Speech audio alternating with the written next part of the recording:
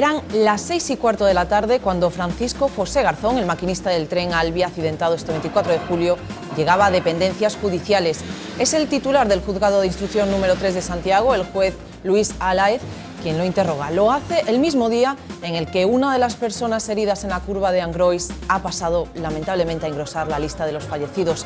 Son ya 79 las víctimas mortales. Muy buenas noches. Aún no se le ha juzgado, pero lo cierto es que son muchos ya los que le apuntan con el dedo. Adif, Renfe, Gobierno echan balones fuera y parece que solo hay un culpable. Son algunos ya los que han salido en defensa del maquinista. Gente clarividente del ministro del Interior y otras mentes muy preclaras, pues ya están acusando al maquinista. Es el maquinista de que si él tenía que haber reducido, de que si no había medido, es un poco precipitado, ¿vale? Piden precaución y que no se criminalice a Francisco José Garzón. Unos estudiantes de Valencia ya han creado una plataforma para conseguir firmas en apoyo del imputado. ¿Se acuerdan de Carlitos? Ayer se lo presentábamos como uno de los milagros de este accidente. La gran preocupación de este niño de 7 años era que había perdido su dinosaurio, pero hoy ha vuelto a aparecer. Con tan solo 15 años se ha convertido en todo un héroe. José Ramón estudia cuarto de la ESO, pero al ver cómo descarrilaba el tren el pasado miércoles no se lo pensó dos veces. Salió de su casa y se puso a ayudar. Yo creo que cualquier persona habría hecho lo que hice ya. Y por una parte, entre todos, yo creo que sentimos alegría por haber ayudado a esa gente, y por otra, bueno, pues tristeza por los fallecidos y sus respectivas familias. Hoy hemos mirado mucho al cielo porque en muchos sitios hemos visto lluvia, aunque los cambios climatológicos se ven de manera distinta si en juego está la cosecha. Es lo que les pasa a los viticultores del Albariño. La cosecha va a ser buena si nada se tuerce. La inestabilidad de los últimos días hace que tengan que estar más pendientes que nunca de algunas plagas.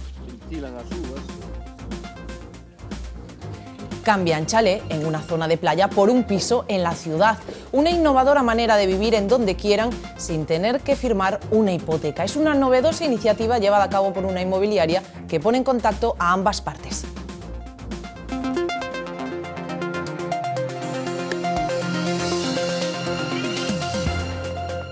Los fallecidos en la tragedia ferroviaria de Angrois son ya 79. A las víctimas, que ya se conocían ayer, hay que sumar hoy la muerte de uno de los pacientes que permanecía ingresado en el Hospital Universitario de Santiago. El fallecimiento ha sido confirmado por la Consellería de Sanidad. El resto de heridos, un total de 70, siguen hospitalizados en distintos centros gallegos. Los más graves, un total de 22, están ingresados en unidades de críticos. 20 de ellos son adultos y 2 son niños. Y están viendo el momento en el que el maquinista del Alvia Madrid-Ferrol llegaba a los juzgados de Santiago. Eran las 6:20 de la tarde, pasaba a disposición judicial para responder a las preguntas del juez instructor del caso. José Antonio Garzón está imputado por un presunto delito de homicidio por imprudencia. La declaración del maquinista podría arrojar luz sobre un accidente todavía sin causa oficial. Garzón, que en un primer momento tras el accidente habría reconocido circular a más de 190 km por hora, no ha querido declarar ante la policía. Ahora es el turno del juez. En los juzgados está Mónica Pérez. Mónica, muy buenas noches. ¿Cuál es la última hora ahí en los juzgados de Santiago? Buenas noches, Paula. Más de 2 horas y media llevan estos juzgados compostelanos. José Antonio Garzón llegaba aquí hacia las 6:20 de la tarde, procedente de la Comisaría de Policía Nacional, donde permanecía detenido por un presunto delito de homicidio por imprudencia. Hacia las 7:30 de la tarde, más o menos, Garzón y su abogado entraban a sala. Allí se ha repartido el informe policial sobre el suceso a todas las partes personadas para que procedieran a leerlo antes del interrogatorio. Con sus preguntas, el juez Alaez tratará de esclarecer qué sucedió en la cabina de ese Alvia la fatídica noche del 24 de julio. No hay hora de término para esa declaración, tras la que el juez decidirá si deja a Garzón en libertad o decreta para él prisión preventiva. Muchas gracias, Mónica. Todas las miradas y gran parte de las culpas están puestas sobre este hombre, el maquinista. A pesar de que aún no se ha aportado pruebas en su contra y a la espera de lo que la investigación pueda concluir, desde diversos colectivos se pide respeto por él y precaución también en las afirmaciones que sobre este hombre se vierten. Muchos ya lo han juzgado aunque la investigación no haya hecho más que empezar. Mientras no abran las cajas negras que están en manos del juez. Esto que se está hablando de que es el maquinista, de que si él tenía que haber reducido, de que si no había medidas, es un poco precipitado, ¿vale? Desde el sindicato de maquinistas SEMAF, al que pertenece el conductor del tren siniestrado, piden precaución en lo que se escribe y criterio en lo que se lee. Sabemos lo que es Internet, ¿no? Donde cada uno puede hacer valoraciones, salen velocidades, salen una serie de circunstancias que no están contrastadas. Consideran que se ha contribuido a crear una imagen distorsionada de su compañero de profesión. Está mal, él está muy mal y yo estoy seguro que ahora mismo se cambiaría por cualquier fallecido. Y recuerdan que, según su experiencia, nunca hay un único culpable. Cuando se produce un accidente no es por una causa única, varias circunstancias y se concatenan, por desgracia, en un momento. Lo mismo opina la plataforma en defensa del sector marítimo y pesquero. Desde su elemento, el mar, también conviven con los polémicos sistemas de alerta. ¿En qué cabeza cabe que ese tren entre a esa velocidad en esa curva? Los sistemas informáticos controlan los trenes como medidas de seguridad y aportan información al hombre. Todo es susceptible de fallos. La mente clarividente del ministro del Interior y otras mentes muy preclaras pues ya están acusando al maquinista y eso es inhumano e inconstitucional. El trato hacia el maquinista les trae a la memoria otro episodio de la historia reciente de Galicia en el que también todos los dedos señalaron a un hombre. Del Prestige nada han aprendido las autoridades.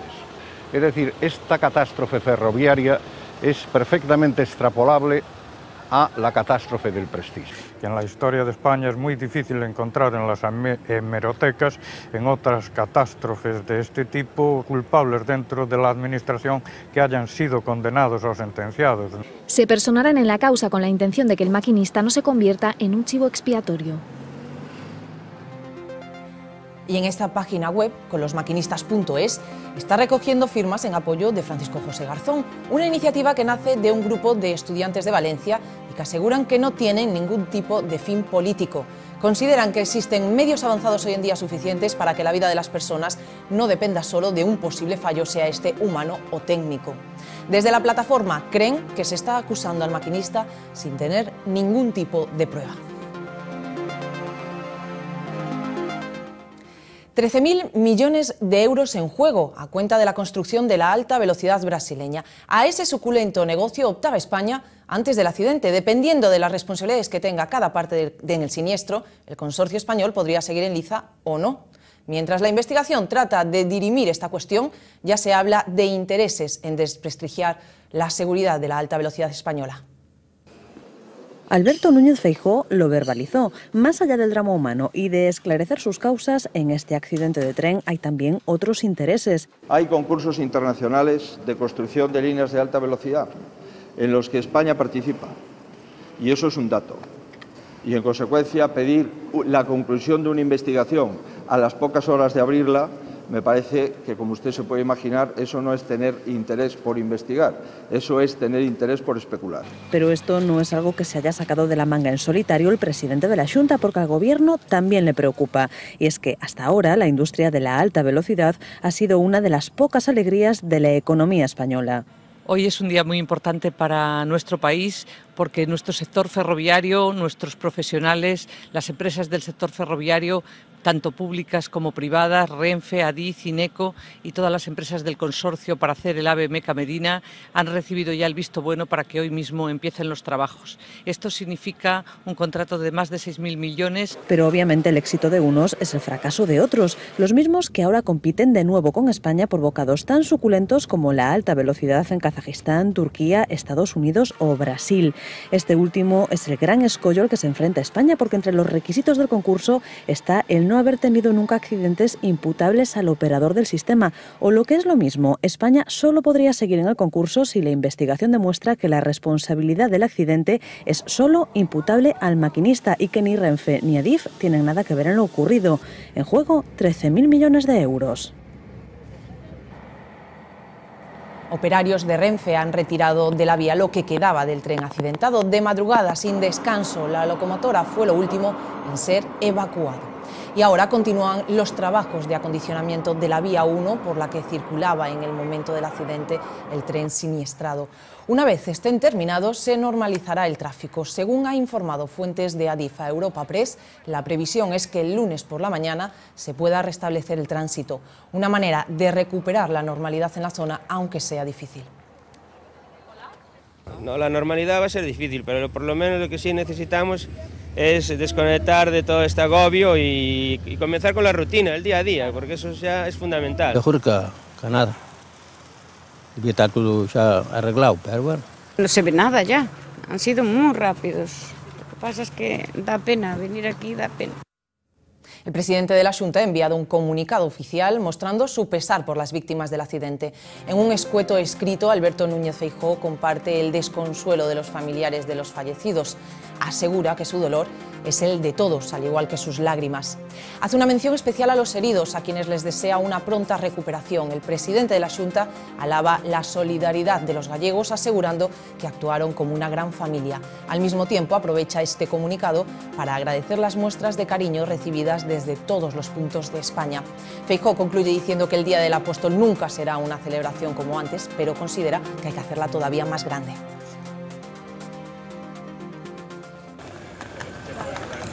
Y continúa el incesante goteo de la recogida de maletas en el Instituto Rosalía de Castro. Los heridos o familiares del fallecido han pasado a lo largo de todo el día para hacerse con las pertenencias extraviadas en el accidente. Caras largas, lágrimas en los ojos y mucha emoción en un momento amargo para todos ellos.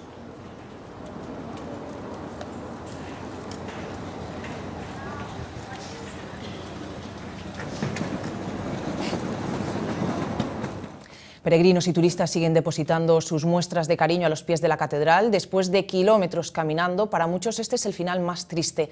Cartas, velas y las conchas que les han acompañado durante todo el camino son su particular manera de rendir homenaje a las víctimas. Bastones que han recorrido cientos de kilómetros hasta llegar a Santiago recuerdan ahora otro viaje, el de un tren que nadie olvidará. Y bueno, venir aquí y ver esto, pues la verdad es que sí que emociona y sorprende y pues te llega. Pequeñas notas manuscritas en varios idiomas, flores y velas conforman el improvisado homenaje de Santiago a las víctimas del tren. Santiago somos todos y ahí en el jardín del hotel cogimos rosas y nuestro primer ramo está puesto allí, sin nota, pero nuestra nota la ha dado el corazón y el alma. Alguien ha escrito una carta donde recuerda cómo empezó todo. Y algunos peregrinos dejan aquí su concha, la que les ha acompañado todo el camino. Y la verdad es que te entristece, ¿no? La alegría de estar aquí después del camino duro, luego llegas aquí y ves las cosas. Las flores también se agarran como la esperanza a las rejas de esta catedral. Pues simplemente humanidad y que es algo terrible. Es el recuerdo de los peregrinos, de los turistas y de los vecinos para una tragedia que marcará Santiago para siempre. Lo que ha sucedido nos acordaremos durante muchísimo tiempo y sobre todo nosotros que estamos aquí, especialmente venimos de Barcelona de turismo y esto lo recordaremos para siempre. Pequeños símbolos en el símbolo más universal de una Compostela ahora herida. Y la Catedral de Santiago acogerá mañana a las 7 de la tarde el funeral oficial por las víctimas del accidente. El acto estará oficiado por el arzobispo de la ciudad compostelana, por Julián Barrio. De momento está confirmada la asistencia del presidente del Gobierno, así como el presidente de la Xunta y otras autoridades del Estado. Los príncipes de Asturias y la infanta Elena también acudirán a este funeral. Una vez que finalice la ceremonia, las autoridades saludarán a los familiares de las víctimas presentes en la catedral.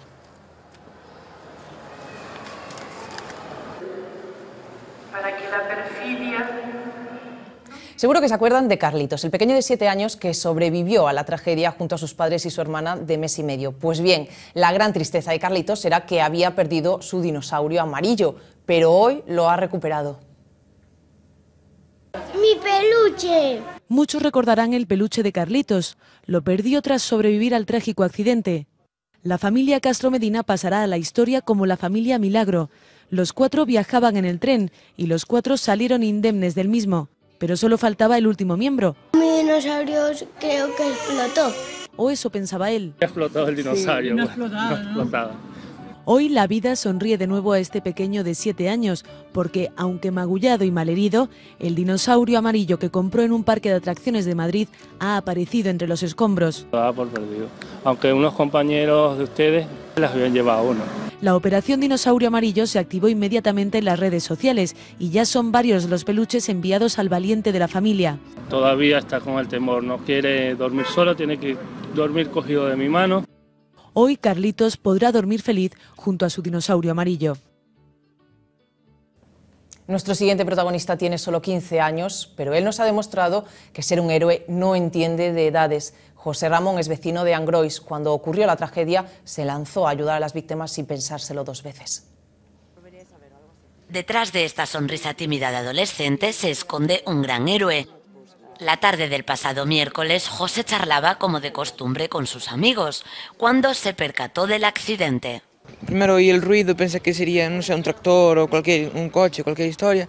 Después ya vi que había un humo enorme y ya avisé a mi madre y a mi hermana de que había descarrilado el tren. Entre nosotros no nos dijimos nada. Hubo una milésima de segundo de silencio que parecía que estábamos soñando todos. El joven y su familia auxiliaron a los pasajeros del vagón que salió despedido. Miré por la ventana que una de ellas estaba rota y había gente, 3 personas que fueron las que quedaron vivas, estaban aturdidos, no sabían tal y estaban como asustadas por lo que había pasado. Y ya, lo primero que dijimos fueron que se tranquilizaran, que no habían pasado nada, solo un susto y nada, ya empezamos a arrancar las ventanas y entrar por las puertas que hay, entre los cruces de los vagones. Y ya sacamos a esas 3 personas y el resto no salieron vivos. Su madre, que también asistió a las víctimas, ha sido la primera sorprendida al descubrir la valentía de José. Yo me maravillo, yo estoy maravillada con toda la gente y con mi hijo más, claro, que he tenido que ver cosas que no tendría que ver a su edad. Mientras él intenta quitar hierro al asunto. Yo creo que cualquier persona habría hecho lo que hice ya. Por desgracia, de un golpe grande siempre se aprende, pero veo que están preparados ante estas situaciones. La juventud es la primera. Una experiencia que sin duda le ayudará a enfrentarse a muchas cosas en esta vida. Lo sucedido la noche del 24 puso a prueba muchas cosas, entre ellas la solidaridad de la población, que quedó sobradamente demostrada. Pero además de esa colaboración se han sacado también muchas lecciones de cara al futuro. Santiago tuvo que reorganizar todos sus recursos para dar respuesta a la tragedia. Los hosteleros fueron de los primeros en reaccionar. Subimos ao edificio Tercia, ás 2:30 da mañá, nos coordinamos con un gabinete de crisis que ali se estaba creando. E inmediatamente organizamos un pequeno banco de habitacións. Esas habitaciones se pusieron a disposición de los familiares y también de los forenses que acudieron a los trabajos de identificación. La noche fue complicada en unos hoteles prácticamente llenos, pero no alardean del esfuerzo. O primeiro que pensei foi na miña filla.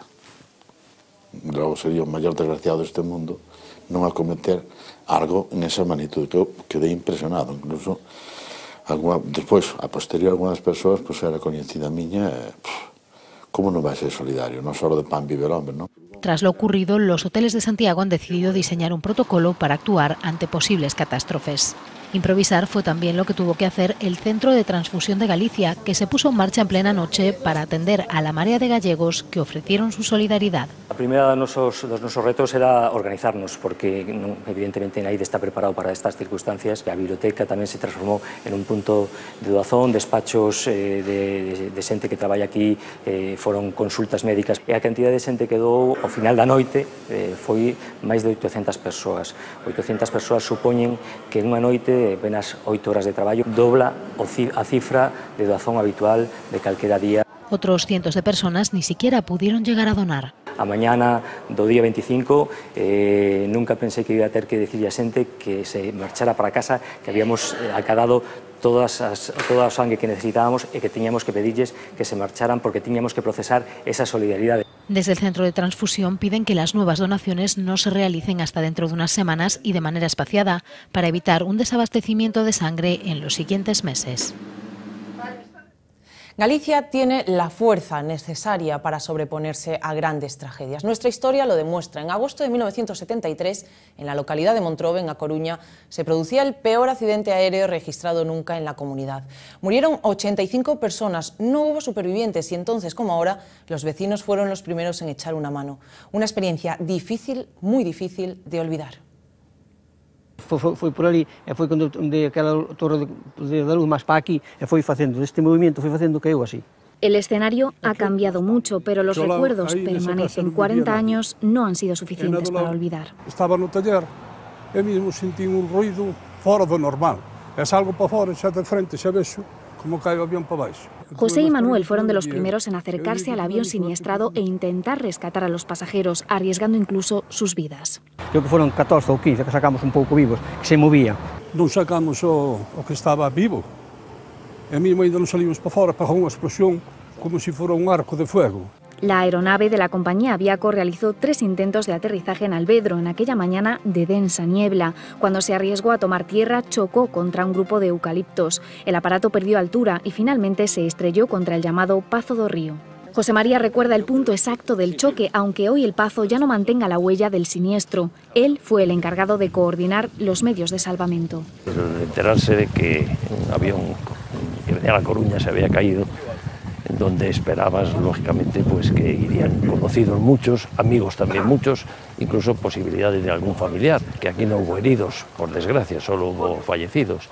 Murieron todos los que iban en el avión, 85 víctimas. Una imagen que en 1973, antes de que la violencia se generalizara en las televisiones, supuso un golpe psicológico brutal.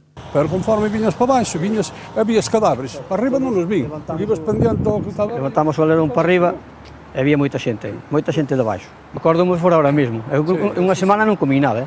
Lo ocurrido en Santiago hace que estos días las cicatrices vuelvan a doler. De eso me acuerdo cada vez que hay un accidente o cada vez que veo una cosa de esas, lógicamente pues, uno se acuerda de ese accidente. Ten que ir pasando pouco a pouco, tens que ir recuperando de ti mismo, non? Que ti telo aquí. Los aviones que sobrevuelan incesantes les recuerdan que un día la tragedia llamó a la puerta de sus casas. Este accidente es el segundo más trágico en toda España. El peor ocurrió en 1944 en la línea Palencia a Coruña. Hubo al menos 500 muertos y eso sin contabilizar los que ocultó el régimen franquista. En los últimos 20 años ha habido 10 accidentes de tren. Paso a nivel, descarrilamiento o colisión fueron las causas de todos ellos. El más reciente ocurría hace 3 años, la noche de San Juan en Castelldefels. 12 personas, la mayoría jóvenes, morían al ser arrolladas por un tren. Iban a la playa a disfrutar de la noche, pero el convoy truncó la fiesta y sus vidas. Hace 10 años en Chinchilla 19 personas morían y 40 resultaban heridas al colisionar 2 trenes frontalmente. La causa fue un despiste del maquinista. En 1997, casi una veintena de personas morían al descarrilar el Intercity Miguel de Unamuno en Navarra. El exceso de velocidad al llegar a un cambio de agujas estuvo detrás de este trágico suceso. En el 2006, un Intercity que cubría la línea Coruña-Hendaya descarrilaba en la localidad palentina de Villada. Transportaba más de 400 pasajeros, muchos de ellos peregrinos procedentes de Santiago. En total, son más de 100 las personas fallecidas en los últimos 20 años en las vías del tren españolas. Un centenar de vidas a las que ahora se suman los fallecidos en el trágico accidente del pasado miércoles en Santiago de Compostela.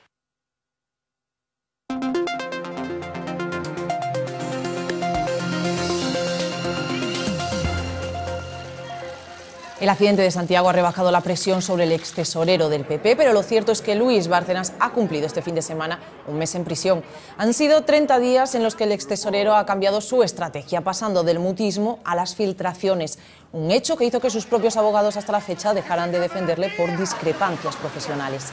En este mes, Bárcenas ha empezado a hablar y a apuntar con el dedo, primero a María Dolores de Cospedal, entre muchos otros, después a Mariano Rajoy. Precisamente el presidente del Gobierno explicará esta misma semana las acusaciones de Bárcenas, o eso se espera, porque la comparecencia es en un principio para hablar sobre economía y corrupción. Pero la oposición lo tiene claro, espera que arroje luz sobre su implicación en la presunta trama corrupta. Estas son las principales cuestiones que el presidente debería aclarar. ¿Ha cobrado Mariano Rajoy sobresueldos del Partido Popular? No es cierto, salvo alguna cosa. Esto era lo que respondía el presidente con su particular ambigüedad en la primera comparecencia tras la publicación de los papeles de Bárcenas. Y es que el Partido Popular sí acepta haber repartido pagas extra en concepto de gastos de representación. Lo que rechaza es que se trate de dinero negro. Y lo que queda en el aire es si Rajoy recibió esas cantidades estando ya en el gobierno, porque entonces habrían sido ilegales. ¿Por qué Rajoy nombró tesorero a Bárcenas? Que nadie podrá probar que no son inocentes. Razones le sobraban para la sospecha. En los años 90, cuando era administrativo, Luis Bárcenas fue despedido del Partido Popular. Descubrieron que se llevaba de la caja algo más que un sueldo, pero con Fraga volvió al partido y desde entonces no dejó de ascender. Y eso a pesar de que en 2004, tras el escándalo de la Gürtel, Génova vetó a Francisco Correa y sus empresas. La buena relación entre Correa y Bárcenas era conocida por todos. ¿Tenían Bárcenas y Rajoy un pacto de no agresión? El Estado de Derecho no se somete a chantaje.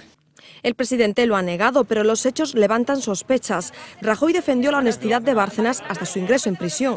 Entonces Bárcenas se sintió traicionado y filtró los SMS que han dejado al presidente en la picota, unos mensajes que corroboran la idea de que había un pacto de protección entre ambos. ¿Por qué se ha resistido Rajoy a dar explicaciones sobre este caso? La segunda ya tal, no he dormido nada, no me pregunten demasiado si hacen el favor, porque son temas que tienen que llevar los tribunales a los que todos le debemos respeto.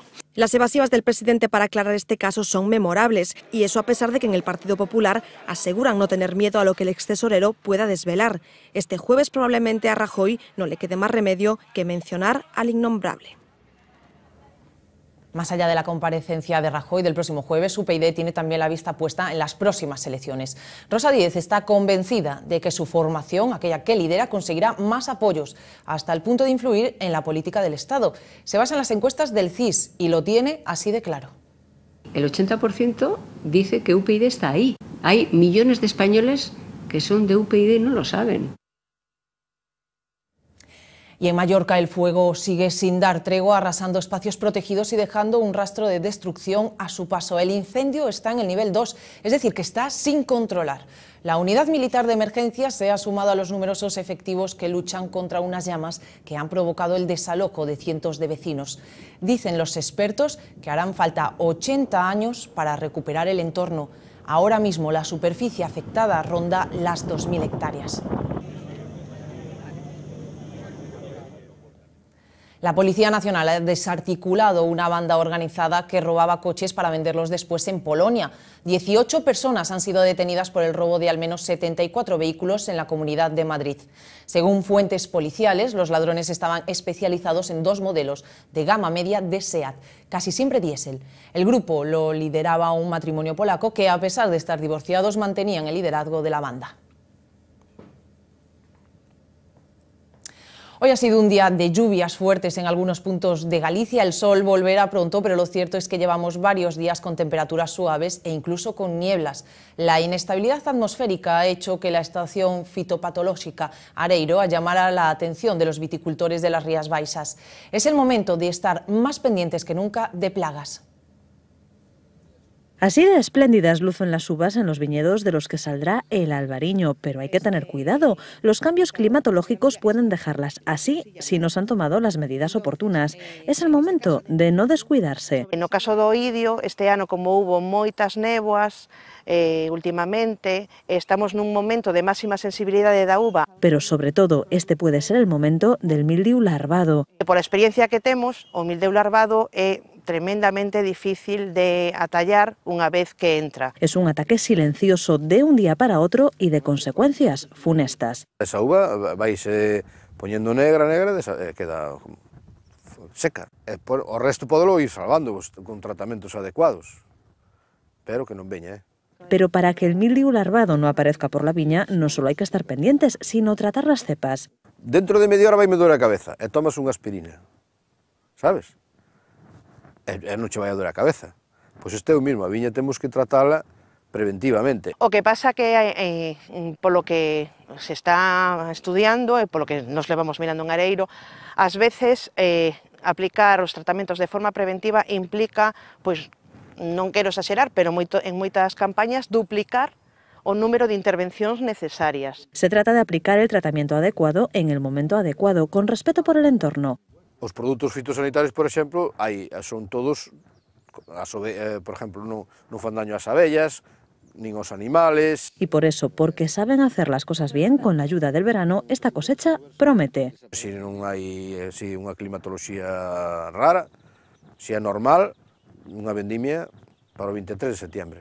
Mientras tanto, en la estación fitopatológica Areiro siguen vigilando en su viñedo experimental, tomando nota de la evolución de uvas y plagas en relación a los cambios del tiempo y su reacción a nuevos productos. Todo para que el albariño siga teniendo ese toque de distinción que lo caracteriza y bajo el que se esconde un trabajo ingente y constante. Si necesitan cambiar de casa pero tienen dificultades, como por ejemplo pues porque no consiguen vender la suya, que sepan que existe una alternativa. Es una operación muy antigua, aunque hasta ahora nunca se había aplicado al mercado inmobiliario. Hablamos del trueque de casas. Es el salón, aquí hacemos la vida prácticamente. Una vista hermosísima, porque toda la casa tiene la misma orientación. Saben muy bien cómo vender las bondades de su casa, pero en realidad lo que busca este matrimonio no es deshacerse de su finca, sino cambiarla por un piso en la ciudad. Dejar de trabajar en el campo y ir a la ciudad. Es precisamente por la edad.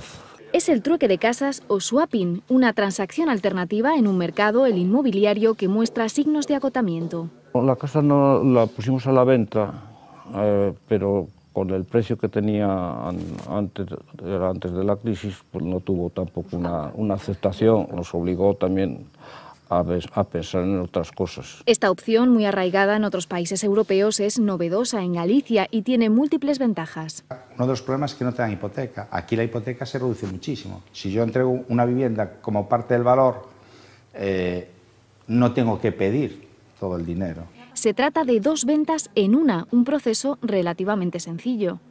Lo que hacemos es valorar las dos propiedades, ver si hay alguna diferencia y si se llega a un acuerdo, pues procedemos a hacer el cambio. Aunque, por supuesto, también implica gastos.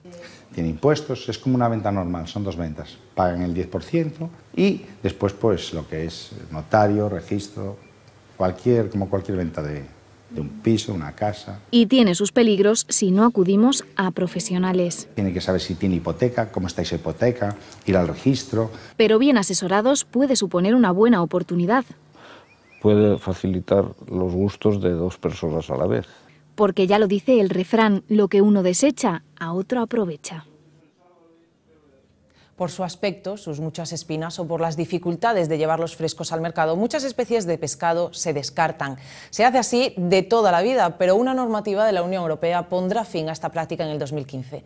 El problema es que es imposible controlar qué entra en las redes de los barcos. La única solución posible es encontrarle una salida comercial a esos descartes.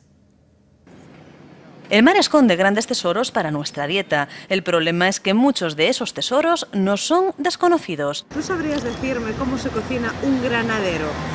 ¿Un granadero? ¿Qué es eso? No. Es que no sé lo que es un granadero. No.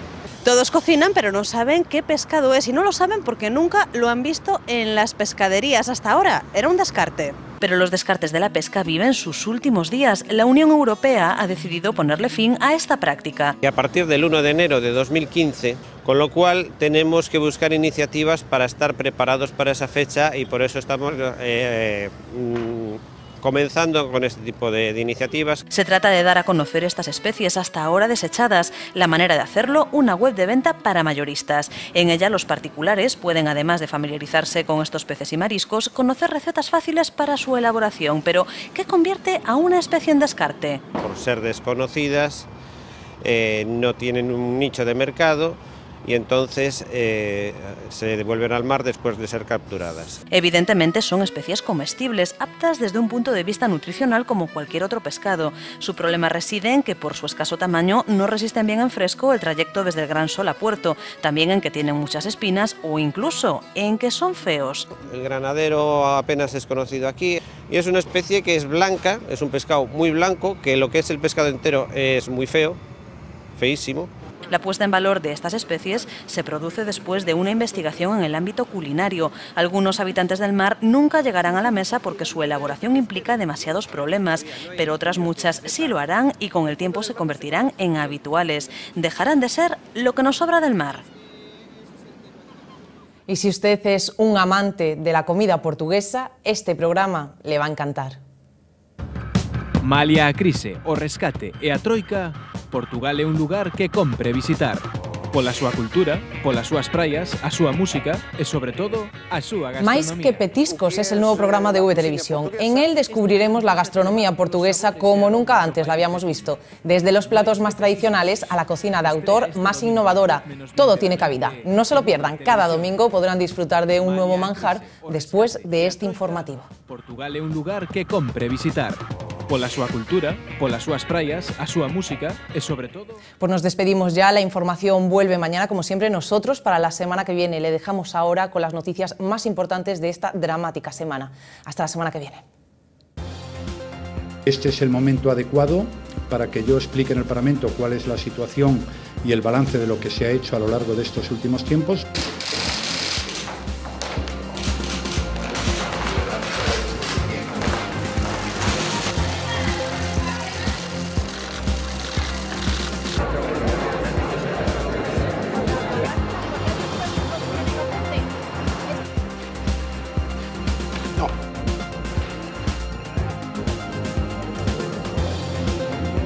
El médico será el que decida si una mujer tiene un problema médico o no lo tiene, no se lo puedo decir yo. No creo que la falta de varón sea un problema médico.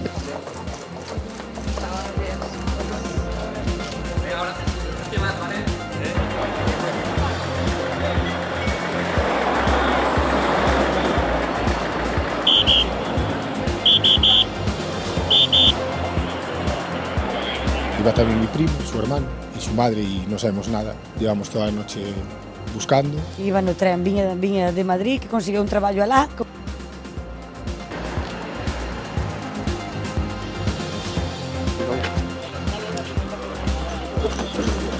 Os mellor os casos non poden entrar.